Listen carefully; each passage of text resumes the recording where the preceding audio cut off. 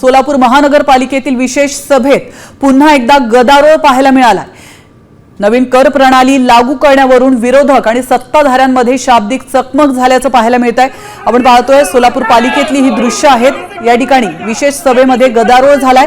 याविषयी अधिक माहिती देण्यासाठी आपले प्रतिनिधी विश्वभूषण डिमय आपल्या सोबत जोडले गेलेत। विश्वभूषण, सोलापूर महानगरपालिकेतली ही धक्कादायक दृश्य आहेत, नेमकं काय घडलंय या ठिकाणी? विशेष सभा घेण्यात आली होती आणि त्यामध्ये सोलापूर शहरामध्ये राबवली जाणारी कर प्रणाली आणि सोलापूरचा पाणी प्रश्न अशा दोन विषयासंदर्भामध्ये ही सभा होती। मात्र यामध्ये जेव्हा विशेष जी कर प्रणाली नव्याने लागू होण्याचा निर्णय सभागृहाकडून घेण्यात आला त्यावेळेस त्या ठिकाणी विरोधी पक्ष जो की शिवसेना आणि काँग्रेस आहे यांच्याकडनं याबाबत विचारण्यात आले।